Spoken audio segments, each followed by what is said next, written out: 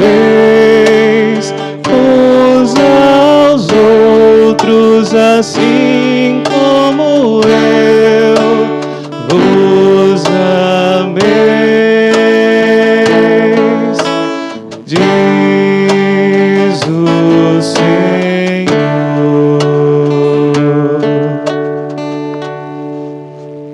O Senhor esteja convosco. Proclamação do Evangelho de nosso Senhor Jesus Cristo, segundo João. Glória a vós, Senhor. Era antes da festa da Páscoa.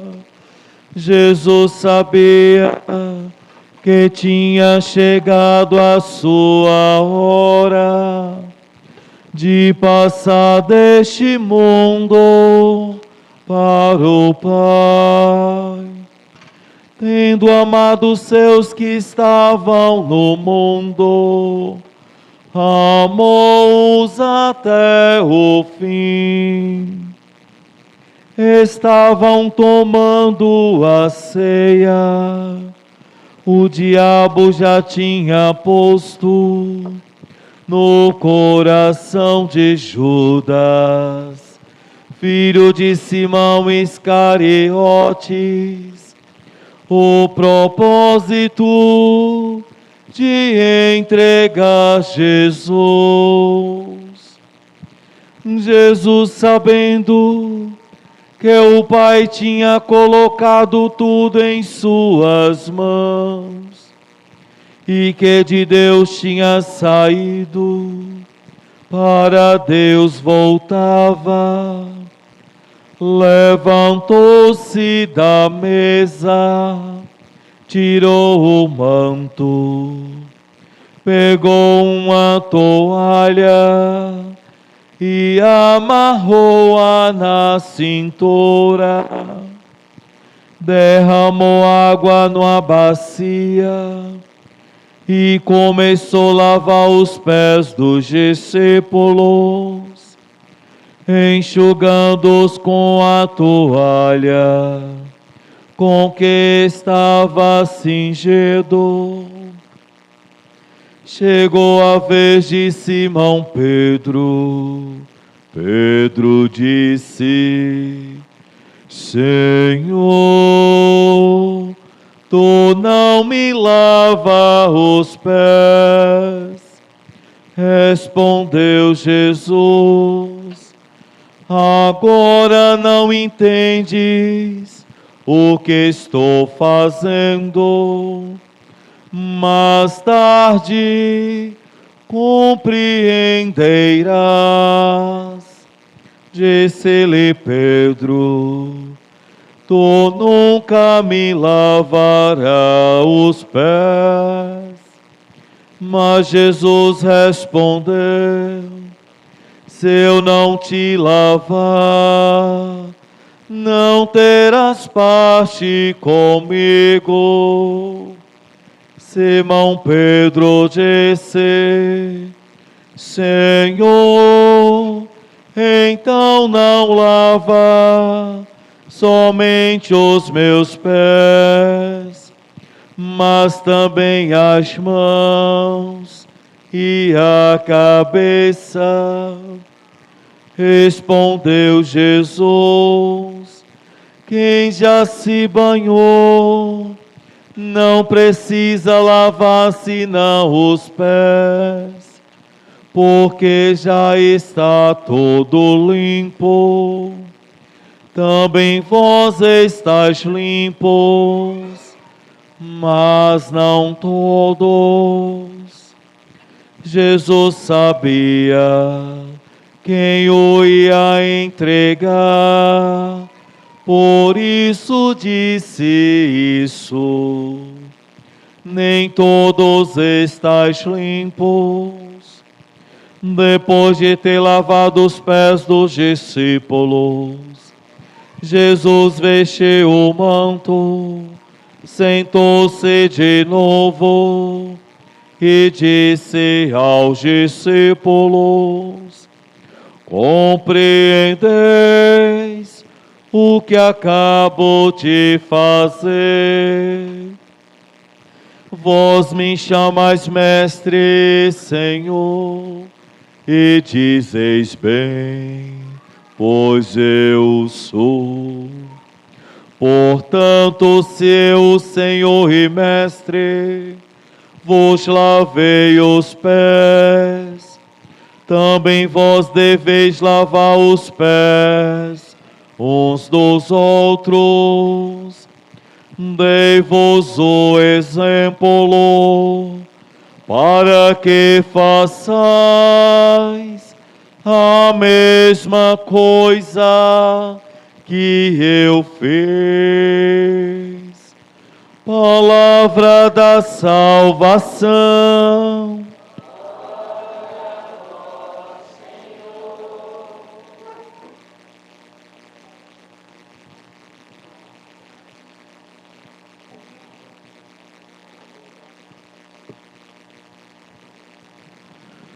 Comam do pão, bebam do cálice, quem a mim vem não terá fome.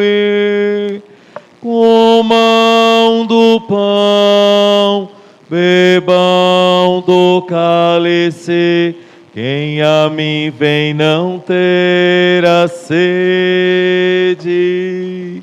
Comam do pão, bebam do cálice, quem a mim vem não terá fome. Comam do pão, bebam do cálice, quem a mim vem não terá sede. Queridos irmãos e irmãs, hoje a igreja celebra a instituição da Eucaristia. E com essa celebração, ela abre o tríduo pascal. Por isso é uma celebração muito importante na vida e na história da nossa Igreja Católica. E é nesse dia também que Cristo sacerdote institui o sacramento do amor, tornando o sacerdote herdeiro do sacerdócio real de Cristo. Então essa é uma liturgia que nós rendemos graças pela vida dos nossos sacerdotes, aqueles que fazem a experiência da entrega no amor sacramental do Deus da vida. É uma liturgia de ação de graças por essa entrega real do Senhor por nós. É uma liturgia de grandes preces, de grandes pedidos. É uma liturgia em que a nossa igreja se vibra por receber como testemunho o próprio corpo e sangue de nosso Senhor. E tudo que fizermos nesta liturgia ainda é pouco diante da grandiosidade que o Senhor refaz em nossa vida. Assim, irmãos e irmãs, a instituição da Eucaristia como rito memoral da nova aliança é certamente o aspecto mais evidente da celebração atual. Nós não estamos celebrando um rito, nós não estamos fazendo uma repetição, mas nós estamos atualizando, fazendo memória daquele sacrifício que Cristo fez antes da sua entrega total. É uma ação memorável, quer dizer, uma atualização trazendo para o real, o atual da nossa vida, aquilo que Cristo fez por nós. Assim, justifica a solenidade como uma invocação histórica, figurativa da última ceia. Não é simplesmente uma repetição, mas é uma atualização de um vínculo histórico, de um acontecimento que vai configurando a nossa vida e a nossa história, principalmente dentro dos acontecimentos reais da nossa vida. E é nessa liturgia, queridos irmãos e irmãs, que nós somos convidados também a meditar sobre dois outros aspectos: a instituição do sacerdócio ministerial e o serviço fraterno da caridade. Quantas pessoas doa, entrega a sua vida e, assim como Cristo, continua fazendo memória. E aí nós vamos olhando para o contexto da nossa história. Quantas pessoas morreram para dar testemunho do Cristo vivo e atuante na sua vida? Quantas pessoas deram o seu testemunho, assim como Cristo, para que outros pudessem viver? Aqui eu trago como testemunho o padre Kobler. Na prisão, no campo de concentração, celebrava a Eucaristia com aquelas pessoas, e um dia, uma das famílias que estava também no campo de concentração dos pais, ia ser morto, e ele fala: me leva no seu lugar. Eu vou ser Eucaristia. Eu vou ser dádiva na vida e para a salvação dessas pessoas. Por isso que quando nós cantamos naquele canto antigo, comungar é tornar-se um perigo. Por isso que nem sempre nós estamos preparados para receber a comunhão. Comungar é correr o risco. Comungar é um grande perigo. Comungar é atualizar na nossa vida a mesma doação de Jesus. É trazer para a nossa história o mesmo mistério que o motivou a entregar-se totalmente por nós. E quando nós olhamos, queridos irmãos e irmãs, para o dia a dia das nossas comunidades, será que realmente nós somos hóstias vivas? Será que realmente nós somos outro Cristo na vida das pessoas? Será que nós somos outros Cristos na história de dor, de sofrimento? A campanha da fraternidade desse ano nos chamava a atenção para desenvolver o nosso amor, o nosso serviço fraterno de caridade para com aqueles que passavam fome. Fizemos isso? Olhamos para aqueles que estão presos no sistema que exclui, que mata. Denunciamos o sistema de corrupção que explora a vida e a dignidade das pessoas. Nessa semana estive conhecendo parte do município. Quanta falta de dignidade algumas famílias desse município estão vivendo. Muitos com dificuldade até de sair das suas casas, porque não tem estradas. Promover a dignidade das pessoas, matarem a sua fome, e estar disponível a um serviço fraterno de caridade, é assumir também a nossa vida numa postura de justiça, sendo profeta no nosso lugar, no nosso estado de vida.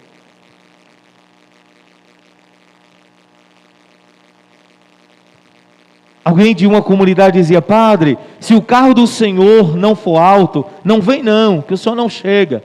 Então nós preferimos ficar sem a missa. Gente, isso é triste, isso dói. E se o meu carro não chega lá, imagina como é que essas pessoas estão saindo de lá. Olhar para as pessoas com necessidade, Então, comungar da Eucaristia é também ser sensível ao sofrimento, à dor, à miséria do outro. Comungar da Eucaristia não é bonitinho vir no altar comungar, não. É eu me comprometer com a causa dos meus irmãos, principalmente os que mais sofrem. Comungar da Eucaristia é promover a dignidade das pessoas. Enquanto houver pessoas indignas nos seus direitos, nos seus deveres, enquanto houver pessoas feridas na sua dignidade, principalmente passando fome, nós precisamos refazer a nossa maneira de acreditar em Deus. Nós precisamos modificar a nossa maneira de assumir a nossa postura. Às vezes nós lembramos muito dos nossos pecados, dos pecados da afetividade, dos pecados da moral, mas poucos de nós lembramos dos pecados quando nós ferimos a dignidade das pessoas. O pecado social que mata, que exclui, que despreza, que deixa ao léu a vida e a história de tantas pessoas. Assim, queridos irmãos e irmãs, celebrar o lava-pés é um gesto de amor, significativo, porque não refere simplesmente aos gestos rituais do pão e do vinho, mas vai além, refere-se à vida das pessoas, principalmente aquelas queridas e mencionadas no Evangelho de nosso Senhor Jesus Cristo. Os pobres, os famintos, os excluídos. E foram para esses que ele veio.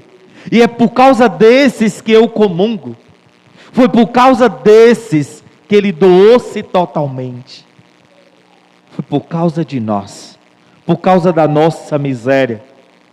Então, não é simplesmente remontar um fato antigo, uma celebração antiga, uma ação histórica, mas é atualizar com a nossa vida, deixando-nos comprometer com uma causa que são os prediletos do Senhor.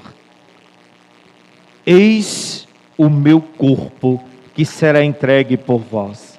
Então, comungar o amor com amor, a Eucaristia, o corpo e o sangue do Senhor, é assumir também o sacramento da vida e da história dele.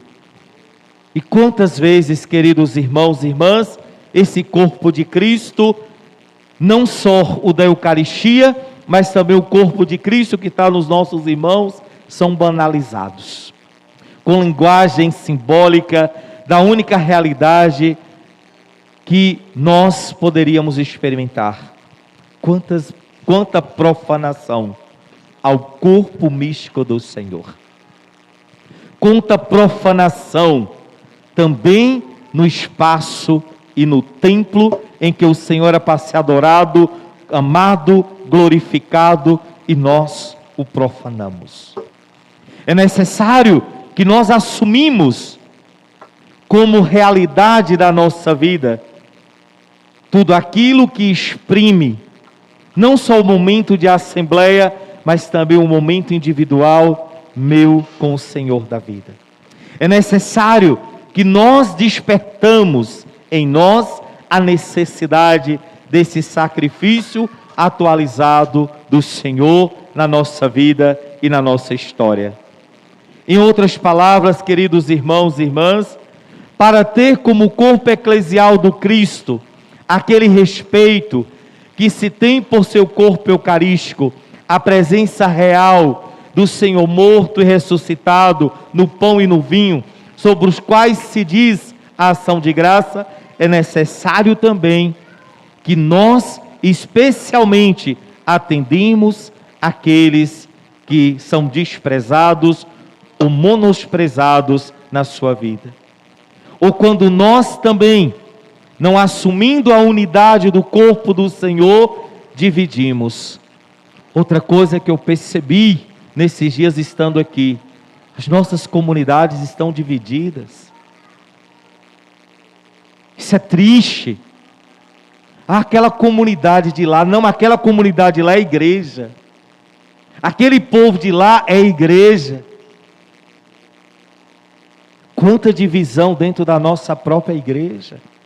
Quanta divisão dentro dos nossos próprios grupos, dos nossos movimentos, das nossas pastorais. Coordenadores, animadores, uns criticando, falando mal dos outros, isso é terrível. Cadê a unidade do corpo de Cristo? Cadê a unidade do corpo do Senhor, cuja membros nós somos da sua cabeça? E nós dividimos, separamos. Eu vi uma expressão que doeu muito, quando alguém falou, são eles os responsáveis, eles se lascam. Gente, que igreja nós somos? Que comunidade de fé nós estamos construindo? Que comunidade nós queremos ser? E nós alimentamos do corpo do Senhor, chamados a nos unir, a edificar a nossa vida nele e por ele. É por isso que o Senhor nos dá em alimento um sacramento de amor, um sacramento de vida, um sacramento que edifica a história do seu povo, um sacramento que nos une, que nos edifica como pessoas, membros do seu corpo. E uma comunidade dividida, ela está marchando para um ciclo vicioso, desculpa a expressão, de construir o inferno aqui na terra. Nós precisamos buscar nossa unidade. Nós precisamos resgatar no sacerdócio que nasce hoje dessa Eucaristia o dom da nossa unidade. Trabalhar juntos, viver juntos, esforçarmos juntos, não importa se está nessa comunidade, naquela comunidade, na outra comunidade, somos povo de Deus, povo que alimenta da mesma Eucaristia, povo que alimenta do mesmo pão, do mesmo sangue eucarístico de Cristo. Assim, queridos irmãos e irmãs, nós não podemos presidir a comunidade quando nós somos irresponsáveis diante do projeto do Senhor. É preciso responsabilidade. Responsabilidade no auxílio mútuo. E o Senhor nos ensina isso.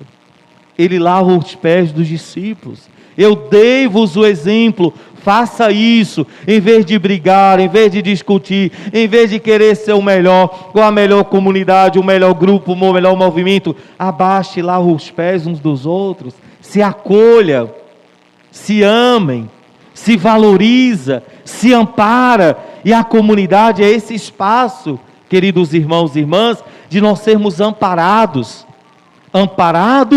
na ação de um Deus que vem ao nosso encontro. Assim, celebrar a Eucaristia é proclamar esse mistério que nos une, esse mistério que tem Cristo como cabeça, mas que também reafirma todos os dias no sacrifício da Santa Missa, nos convidando a uma vida de unidade, de uma vida entregue ao amor e ao mesmo tempo uma vida entregue nesse mesmo amor de Cristo, o amor aos irmãos. De coração, feitos para o modelo como rebanho do Senhor. É o que o Senhor nos pede. Para, com o coração, com os mesmos desígnios do seu coração, amparar o coração de tantos irmãos. Somos chamados, queridos irmãos, a descer da nossa insignificância e ignorância para ir onde estão os caídos e os marginalizados. E aí a Lumen Gentium vai dizer que nós somos uma igreja povo de Deus, uma igreja de membros que se amam em torno da palavra e do pão. Então, ser comunidade é isso. Ser comunidade é assumir a nossa vida numa ação profética, denunciar aquilo que não é viável à dignidade das pessoas, mas também procurar crescer na nossa unidade. Dizia no encontro das SEBs que nós fazíamos, os discípulos não eram conhecidos, veja como é que eles fazem bonito, não. Veja como eles se amam. Vejam como eles se amam. Será que as pessoas nos enxergam assim? Será que as pessoas nos veem assim? Vocês que são casados, será que o filho de vocês, olhando para a vida matrimonial de vocês, para o relacionamento de vocês de todos os dias em casa, será que eles têm vontade de construir uma família? Será que ele fala, eu quero fazer experiência do amor, na quantidade de amor que meu pai ama a minha mãe, na quantidade de amor que minha mãe ama o meu pai? É quando você pergunta o jovem sobre o matrimônio, ele fala, Deus me livre. Basta ver o que minha mãe sofre. Basta ver o que o meu pai sofre. Ou às vezes você convida o jovem, meu irmão, vai lá para o grupo de jovens, quieto, o povo está lá na igreja, está pior do que eu. Isso é triste. Isso fere a nossa dignidade. Isso fere o corpo místico de Cristo, cuja instituição nós estamos celebrando hoje. Exercitamos, queridos irmãos e irmãs, a dádiva do amor de Deus. Procuremos a unidade. Enxerguemos os nossos irmãos, principalmente aqueles que estão à margem da sociedade. E deixemos que a palavra de Deus seja o sustento e eficácia para a nossa vida. Que esse pão que nós comungamos todos os domingos, ou muitos de nós 2 vezes por semana, sirva para a nossa unidade, mas também desperta em nós o compromisso para auxiliar e viver melhor nesse mundo tão carente, tão necessitado de testemunho de vida, principalmente de testemunhas do Evangelho de nosso Senhor. Louvado seja nosso Senhor Jesus Cristo. Fazendo aquela mesma memória de Jesus na última ceia, nós vamos lavar os pés de alguns dos nossos irmãos, para que nós sintamos também a necessidade de ir ao encontro de tantos que estão precisando que nós cuidemos dele. E é interessante que a gente nunca cuida numa forma estática, mas nós sempre cuidamos do outro, colocando no mesmo nível dele. Quando nós vamos cuidar de alguém que está acamado, a gente precisa agachar, para colocar no mesmo nível.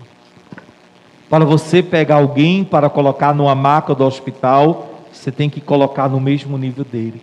Então que Deus nos ajude a colocar sempre no nível das pessoas, para sermos amparados na sua graça. No silêncio do nosso coração, acompanhemos esse gesto, fazendo também o nosso propósito de renovar a nossa fé.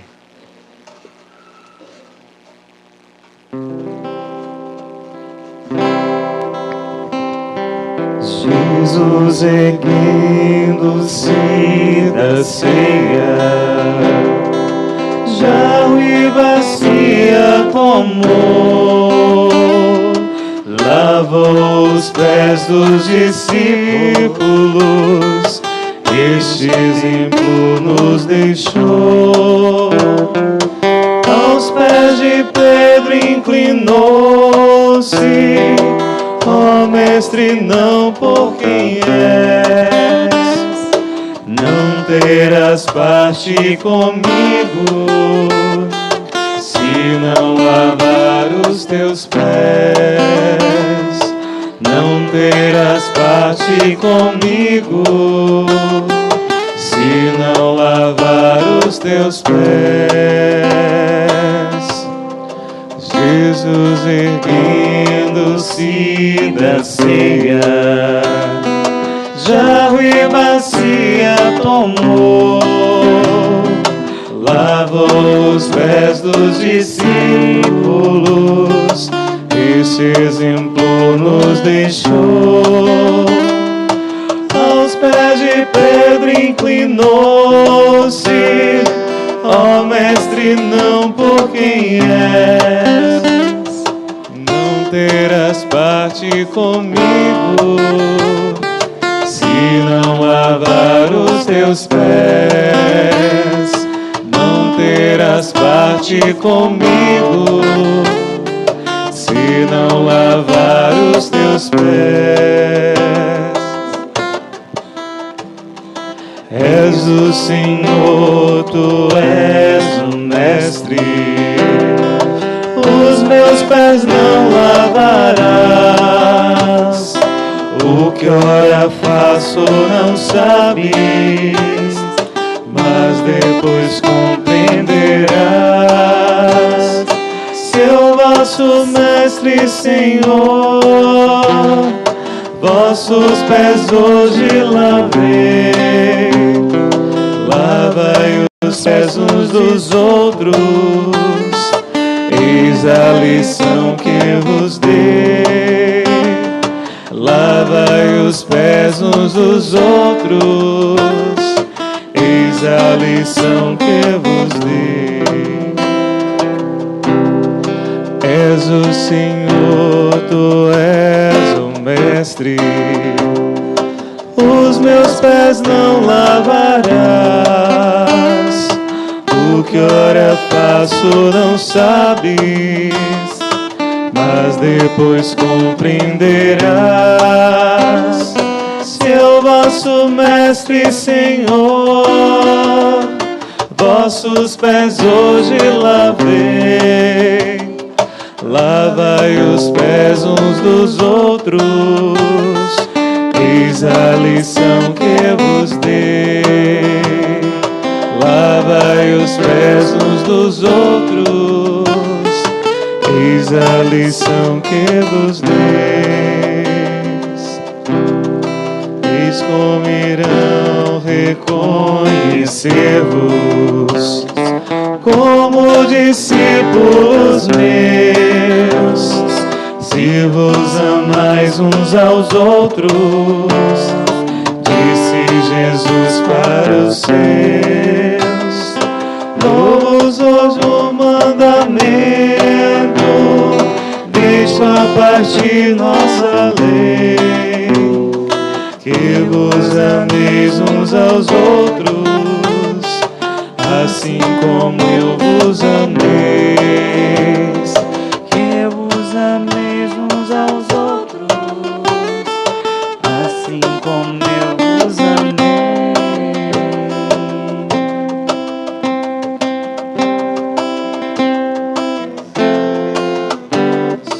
Como discípulos meus, se vos amais uns aos outros, disse Jesus para os seus. Dou-vos novo mandamento, deixo a partir nova